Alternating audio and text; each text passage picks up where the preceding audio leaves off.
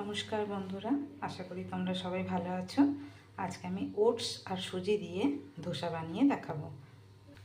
প্রথমে এক বাটি ওটস, তার সাথে সমপরিমাণ মানে ওই এক বাটি সুজি নিয়ে নিলাম।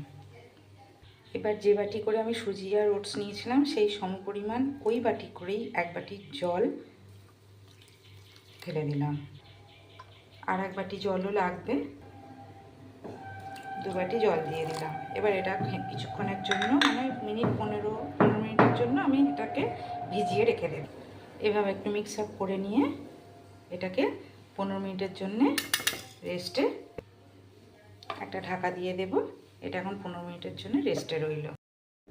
দেখো বন্ধুরা, 15 মিনিট পর জিনিসটা ঠিক এরকম হয়ে গেছে। এবার আমি এটাকে মিক্সার জারে ঢেলে দেব এবং এটাকে মিক্স করে নেব, পেস্ট করে নেব। দেখো মিক্সিতে নিয়ে নিয়েছি। এবার এর মধ্যে আমি 2 চামচ দই দেব, টেবিল স্পুনের 2 চামচ দই দেব, আর 1 ইঞ্চি আদা দেব, আর দেব 2টো কাঁচা লঙ্কা। এবার এটাকে আমি ভালোভাবে মিক্স করে নেব। দেখো বন্ধুরা, আমার ব্যাটারটা হয়ে গেছে এবং আমি এর মধ্যে ধনেপাতা কুচি দিয়ে দিয়েছি। ধনেপাতাটা আমার ভালো লাগে বলে দিলাম, তোমাদের যদি না মন যায় দিতে হবে না, স্কিপ করে যেতে পারো। এবার আমি এটাকে ভালোভাবে মিক্স আপ করে নিই। এবার ব্যাটারটার মধ্যে আমি আন্দাজ মতো নুন দিয়ে দিলাম। তো এবার এই মিক্স থেকে অল্প অল্প করে নিয়ে আমি তাওয়ার মধ্যে দিয়ে দেব। এবার এটাকে আমি ছড়িয়ে গোল করে নেব। উপর থেকে অল্প তেল দিয়ে দেব।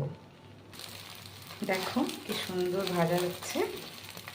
আমি একটা পিঠ উল্টে দিয়েছি, কিন্তু এটা যে পিঠটা দিয়েছিলাম সেটা আমি উল্টে দিয়েছি।